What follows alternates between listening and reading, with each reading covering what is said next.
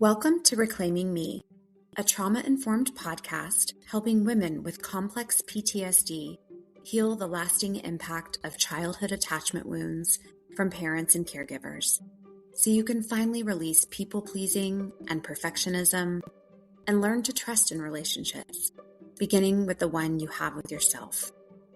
I'm your host, Cindy Payne, therapist, trauma specialist, and a woman who has walked this path both personally and professionally. Welcome back, everybody, to this week's midweek reframe. I am so glad that you joined us today. Our midweek reframe, if you are new to Reclaiming Me, is just a way that we can really zoom in on a concept or a skill from our Monday's longer episode and really just dive a little bit deeper into some of these ideas that we're talking about around recovering from complex PTSD. And so if you joined us on Monday, you will know that we talked about our identity. Who are we outside of people pleasing? Because this healing process is really about being able to reclaim that identity so that we can live a life that feels freer and truer and just all around more aligned with who we want to be in the world. And so instead of asking, who am I? Because this is just such a broad, overarching, very abstract question. It always has felt like that for me. I want us to really focus today on replacing that with what feels true for me right now. And for some of us listening, it might be the first time we've really wrestled with this concept of truth, because maybe we grew up in environments where we didn't feel safe to tell the truth. We didn't even know to ask ourselves what felt right in our bodies. And so if this feels new to you and challenging and maybe even a little cumbersome, that is okay, right? Like, this is new work. We are brand new at this, some of us. And so that's what we're here for, is to practice. And so for today, when we're focusing on what feels true to me right now, I want you to focus on these 3 key takeaways from today's mini episode. Number 1, our identity emerges in really small, micro, present moment choices. So not when we're ruminating about the past or worrying about the future, but these present moment choices. So a lot of practice on being where our feet are. And the more we can show up where our feet are, the more we will understand this concept of identity formation. And number 2, asking ourselves the question, what feels true to me right now, helps you notice your body, number 1, your energy level, and your preferences. And these are really 3 crucial components when searching for the truth. We need to notice where our body is. Are we fully here, or are we dissociating? What is our capacity with our energy reserve? Are we depleted, or do we have a sufficient amount? And probably one of the more important ones, what do we want? What do we prefer? Does it even align with what is being asked of us? And finally, the third takeaway is, again, that these micro practices, like this one, these are building blocks of internal authority. And this is the same authority that we started practicing in episode 94, Monday's full-length episode. So let's jump into part 1. Part 1 is really all about grounding in the present. And I think I've shared this before here on this podcast, but when people would talk about grounding, I have to be transparent. I really didn't know what the heck they meant. Grounding. Like, it seems like such a interesting concept. Do I need to be sitting on the ground? I'm such a literal person. Do my feet need to be on the ground? And yes, sometimes, but it's not a requirement, right? But for today, let's begin to bring awareness into our bodies. So if you are in a place where you can feel your feet on the ground, I invite you to do so now. Notice what it feels like to anchor yourself into the earth. Begin to let your hands just rest naturally. So if you're tensing or holding an object, see if you can just maybe release the grip just a tiny bit. And begin to take really slow, intentional breaths. And if you notice some resistance around this, or even maybe a little anxiety, that is okay, because that is to be expected when we first start playing with our breath. And notice the sensations around you or inside of you. Is there tension? So where do we hold that tension? Do we hold it in our chest, in our back, in our shoulders? Or are we holding it in our gut or our jaw or maybe our forehead? And see if we can begin to invite a little curiosity into those spaces. Not to judge, not to force, not to perform, but just to get curious. And the hope is that the more we do this, we'll begin to notice an ease in the body. And why this can feel so difficult for us at first is because many survivors of CPTSD, our bodies have been the primary guide for safety, often overriding our conscious preferences.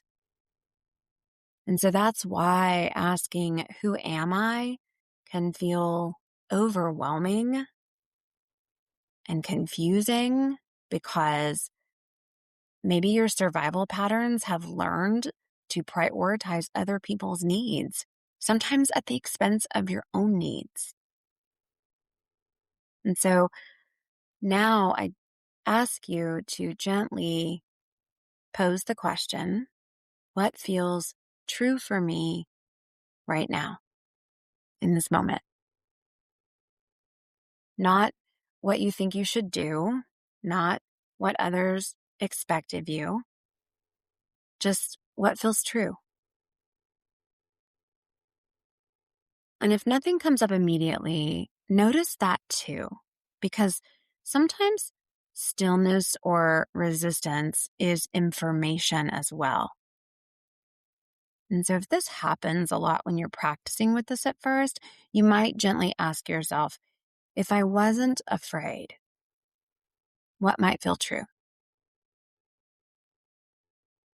The point in this exercise is not to solve everything.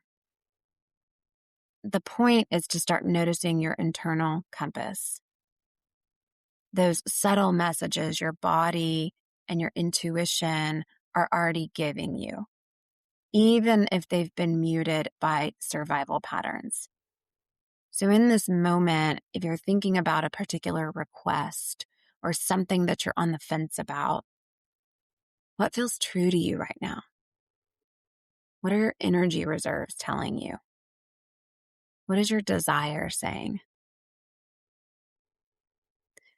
Let's take this and move into part 2, checking against our survival reflex. So as soon as you ask, your nervous system might respond with old patterns like, I should say yes, I should explain myself, I shouldn't disappoint. And again, anytime we're shoulding on ourselves, that is a survival strategy, okay? Your CPTSD informed reflex is speaking and overriding what your body is trying to tell you. And so just again, notice that, because for people healing from CPTSD, these reflexes are so deeply ingrained because our bodies learned early that our safety, again, came from anticipation, right? And avoiding conflict. And so that's why preference can feel foreign or maybe even unsafe at first. Your nervous system is like, what's going on? Because I'm trying to prioritize threat over choice. And just notice this and see if you can label it silently and very tenderly. So it might sound something like, uh, that's that reflex. Yeah. And then come back to your question. What actually feels true for me in my body right now? And so I want to go back to my personal example from last week's episodes where a friend invited me to join her in something. And it just so happened that it fell on a weekend that I had intentionally reserved for myself. My energy reserves were already depleted. And I knew that on a subconscious level, but my old reflex immediately started reshuffling my weekend around in my head. And I was doing that thing where I was like, oh, I can just move this to this weekend instead. And I was playing Tetris in my brain of how I could make it work to where I didn't have to decline. And so my chest does this thing where it gets really tight and my jaw clenches. Like my dentist tells me all the time, you need to wear your mouth guard. Like, I know, thanks. But I paused. Remember, if you listened to last week, I paused. I asked myself, what feels true to me and my body right now? And my answer was so crystal clear, there was no arguing with it. I needed rest. That was it. That was all it took. And so I said, I'm going to pass this time.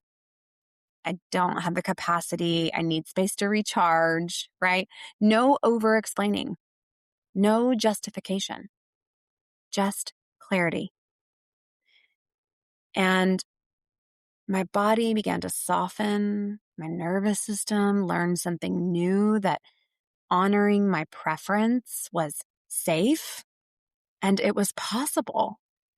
And that is the kind of small, repeated micro practice that I'm talking about that rewires our nervous system over time. And it teaches our body that boundaries are not danger and choice is not threatening. Autonomy is safe. And so part 3 is really all about micro practice in your daily life. You can practice this throughout your day. And I invite you to do this where you can pick a small situation. So I would not advise doing this like on a huge life choice, right? We're not there yet. But pick a text or an invitation or just a minor request and pause about 20, 30 seconds, I think is a good start. And ask yourself, what feels true for me right now? And notice how your body is responding. And it will tell you if we just practice tuning in. Is there tension? Is there a little bit of relief? Is there curiosity going on? Then take an action that aligns with that truth. So say yes if that's what your body is telling you. Or say no if no, this is going to be a full body no. Or ask for more time if you are in that state of confusion or conflict with yourself. Remember that we can always ask for more time. Always, always, always. It's a beautiful skill. And each small action that you're doing is a micro experiment showing your nervous system that you can exist authentically beyond reflexive people pleasing. Author Susan David writes in Emotional Agility that this reminds us that the stories we tell shape the world we live in. I love that. That every small choice from present moment truth starts reshaping your internal story, moving it from obligation and reflex towards curiosity and preference. And that is the skill that we're working with right now. And I'm just picturing this pendulum swinging back and forth, right? Like on one side, it says, I'm obligated. And then when it goes to the other side, it says, I can be curious and I can check in with myself about my preference. And so let's practice that reflection in part 4. Take a moment to reflect. You can say this out loud or you can write it down. Ask yourself, which small choice today did I make from curiosity and present moment truth? So just pick one. And when you made that small choice, how did your body feel after making it? And finally, what did you notice about your energy, your voice, your posture, or your emotional state? And if you pay attention, patterns are going to begin to emerge. You might notice moments where you slip into old reflexes, and that is fine. You didn't fail. You just collected some data for yourself. Each observation is information for this internal compass. In episode 94, the full-length episode on Monday, it was all about exploration. So noticing these patterns, identifying your internal authority.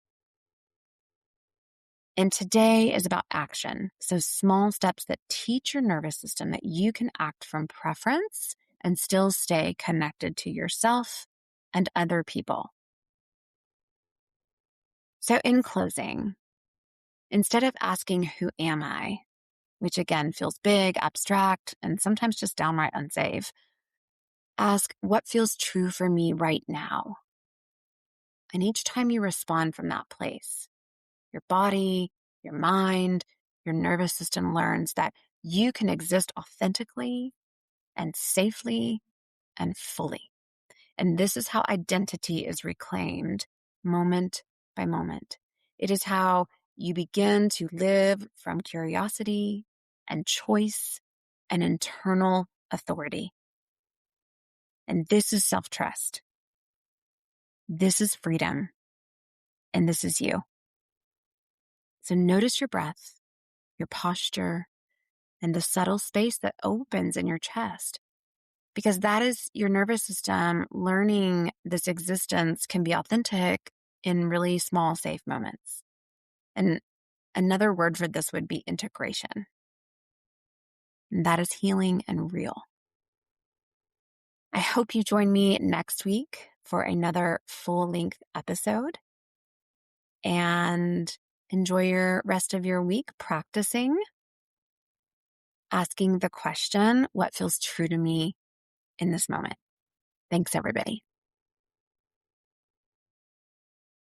Thank you for spending this time with me today. I hope you leave feeling a little lighter, a little more grounded, and a little closer to trusting yourself and your inner experience. If this episode resonated with you, please follow or subscribe so future conversations can meet you when they're needed. And if someone came to mind while you were listening, consider sharing this episode with them. That's one of the ways this work reaches the people who need it the most.